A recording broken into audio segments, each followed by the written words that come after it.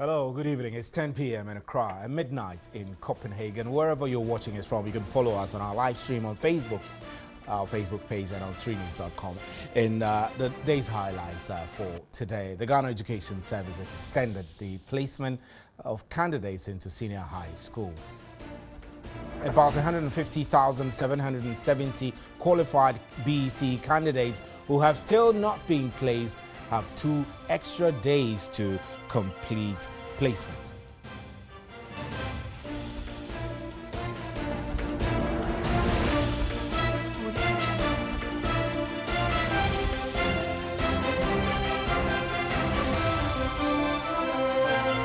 And the Crops Research Institute of the Council for Scientific and Industrial Research is liaising with government to identify some agricultural commodities that can be adopted under the One District, One Factory initiative. The institute is also participating in government's Planting for Food and Jobs program to support the commercialization and dissemination of agricultural research products.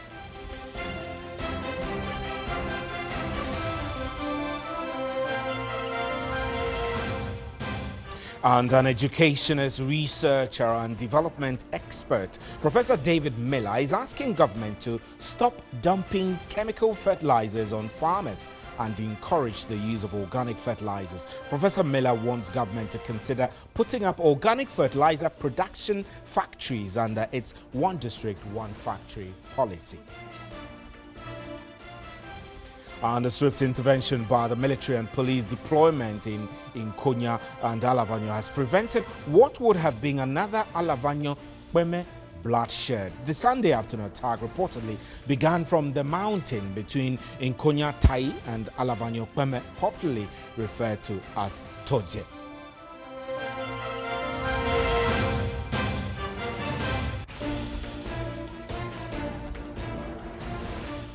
And South Africa's Deputy President Cyril Ramaphosa has admitted having an extramarital affair but denied reports of multiple affairs. Speaking after allegations about his private life were published in newspapers, he accused political opponents of trying to smear him.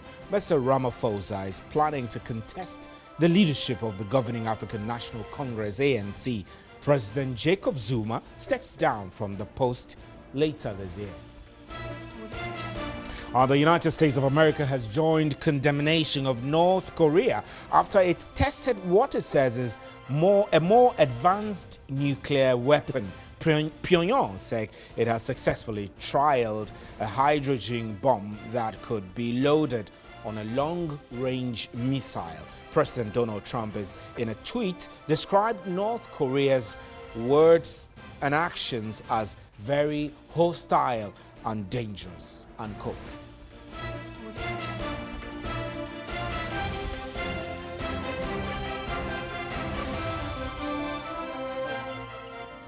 Those were our major news highlights. Remember, you can follow our live stream on our Facebook page or on 3news.com. Let's begin the bulletin now. Port authorities say they have begun receiving online requests from freight forwarders and clearing agents 3 days into the implementation of the paperless transaction at the port. The authority says the program took off on September 1 without any hitches.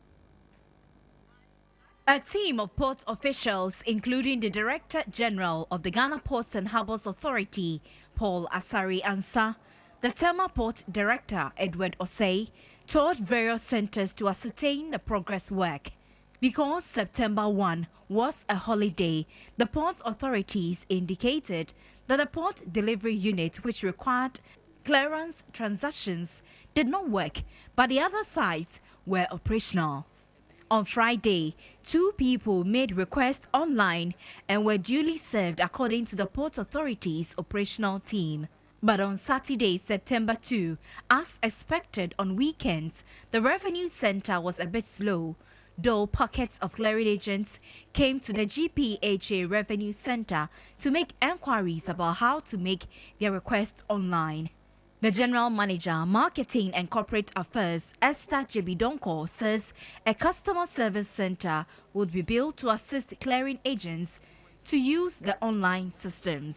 The paperless port reforms requires importers and agents to present genuine and legitimate supporting documents before the arrival of the vessel, in line with the existing pre-arrival assessment port process. All unauthorized freight forwarders and agents are also being urged to register with recognized agencies in order to have full benefits of the automated clearing processes at the port. Well, let's get onto the telephone lines now and speak with the president of the Ghana Institute of Freight Forwarders, Kwabena Ofosu Apia. Mr. Apia, good evening. Thank you extremely. We're grateful for your time. So we're now hearing that some agents have begun sending online requests. What has been the response so far? Good evening, Steve. Yeah, I think like the processes leading to the 1st September has been announced. I mean, we have had instances of, how do you call it, interactions with all the systems that we're going to use to actualize this expectation. And like we said from the beginning, this the situations leading to 1st September is not totally too alien to us. It is just certain very few interventions that have been introduced, and with systems like this, we expect that initial hiccups situations will be expected, but with the kinds of shock absorbers that have been put in place, we hope to sail through. So, Ms. Apia, let's interrogate this a little bit. When you say the kinds of shock absorbers, we want to understand this very well, so we continue with the discussion. What do you mean by shock absorbers? For a start, you know, about 4 weeks ago, there was an expression of anger towards the process at the Customs Technical Service Bureau. As I speak with you, Friday afternoon, I had a call to the center. I was given total assurance that all those who matter to get things happening at the Technical Service Bureau were still at the Bureau, making sure that the backlogs will be cleared, because that was what actually started that level of anger, not towards the paperless system, but towards the whole process. So with the assurance that the systems providers were going to up their game, we who use their system to actualize our expectations on the ground are with the hope that once they are up and running, the systems are up and running. I'm talking about the West Blue system, the GCNet system, the Gapoha systems, and all other systems that are in the chain. Once they are up and running and they will deliver without redundancy and all of that, we are good to go. All right. Now, we want to understand from you whether some of your members have been expressing key concerns. I know that tomorrow will be the beginning of a full week of starting of this paperless transaction. What have you picked on the ground from your members? Yeah, the anxieties that have been expressed so far had to do with the shortness of time with which most of our members were exposed to the new thing that was going to happen. But to the extent that most of the interventions has got to do with what a data entry clerks, that is our data entry clerks, will have to do. And the little comfort that we have is that most of the systems that have been introduced are not totally new to our data entry clerks. The little problems that we are going to have might be with the change of processes on the ground. That is, change of processes on the ground. But with what the GPHA folks have deployed on the ground, the process flow, the flow charts, diagrams, and stuff that they have on the ground, and certain other interventions like calling centers and those things around the port. We hope and pray that we can assess some of these interventions on the ground and give expression to. Right, Mr. Fosuapia, we're grateful for your time. Thank you very much. Mr. Fosuapia is president of the Ghana Freight Forwarders Institute. Let's move away from that. Majority of sachet water bags and ice cream plastics end up at landfill sites without being recycled. But could there be life after death for these plastics? In the following report, Portia Gabo, my colleague, tells a story of how bags can be made from plastic trash. The landfill sites and shorelines of most beaches in Ghana seem to be the final resting place of plastic waste. Every day, scavengers and waste pickers like Jerry rummage through tons of waste at the landfill sites in search of discarded plastics.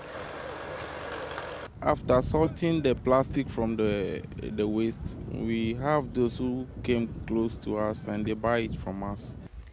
But plastic waste does not have to end up at the landfill sites. They can be developed into innovative products.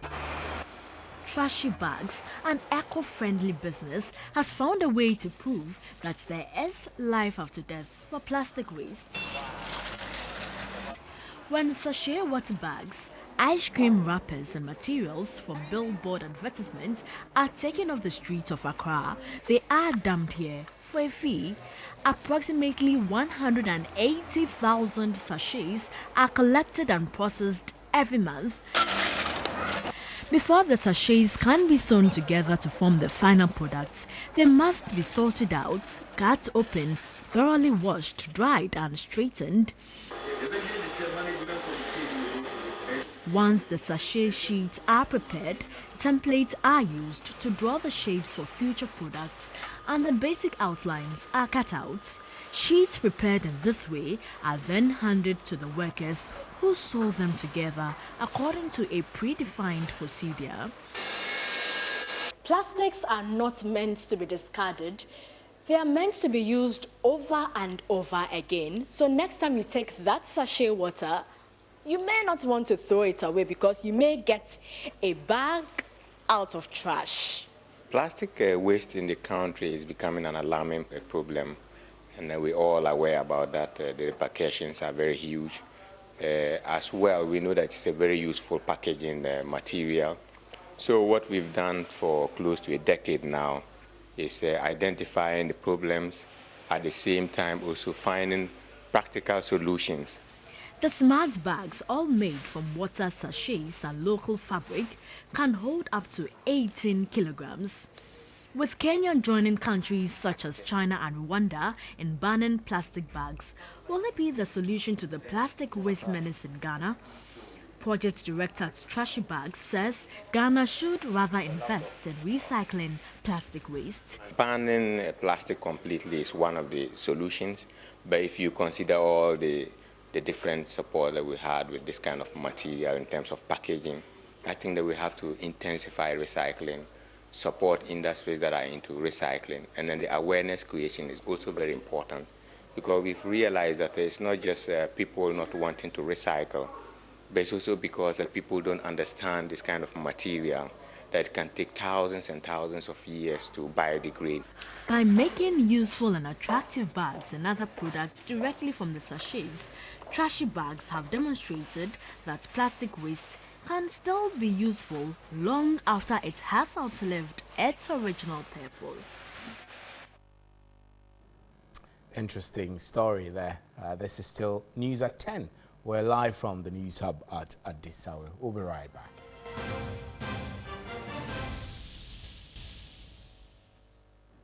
Welcome back. Now, government has advertised the sale of a majority stake in specified thermal plants owned by the Volta River Authority. Minister of Finance Ken Ofori-Atta gave the indication of involving private sector in VRA's restructuring during the presentation of the 2017 budget in Parliament.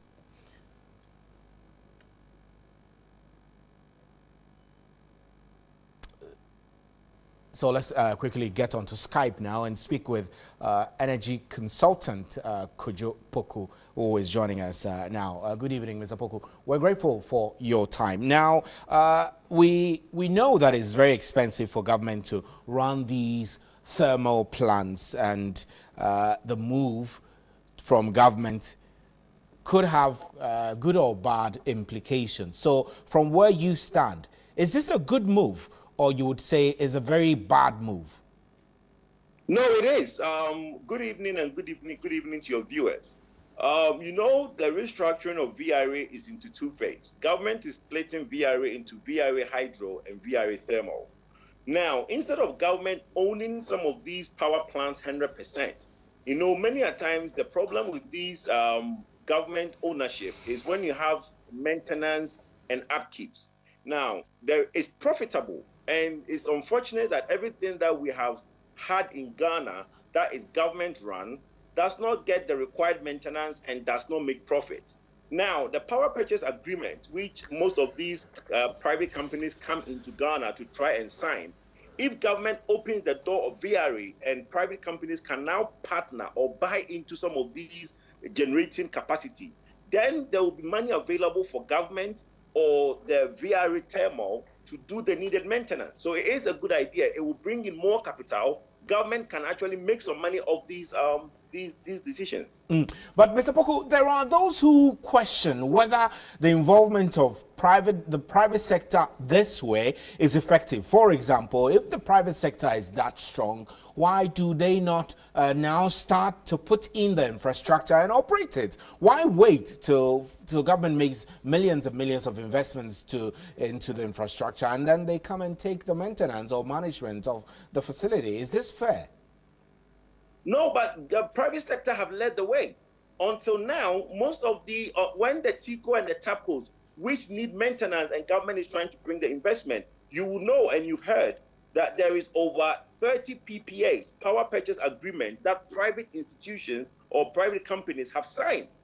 Now, it would be better for some of these monies that they want to start from scratch to be directed to some of these existing plants which government owns 100%. Government really have no business.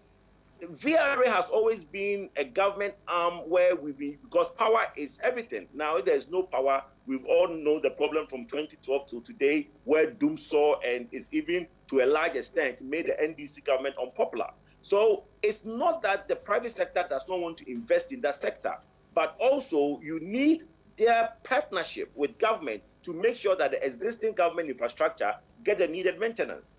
There are those who also say that VRA is a key strategic infrastructure for the state, and ceding that into the hands of the private sector could be dangerous and could affect our sovereignty as a nation. Do you agree? No, I don't. You know, I'm a private man, and I believe that government does not have any business owning certain things 100%. One of them is VRA. Second, Gapuha.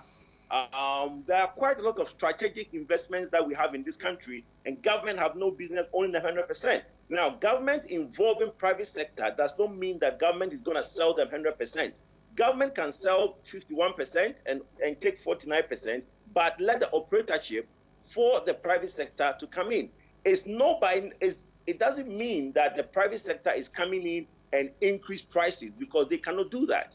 It's PLC and all the other agencies around that regulate the prices.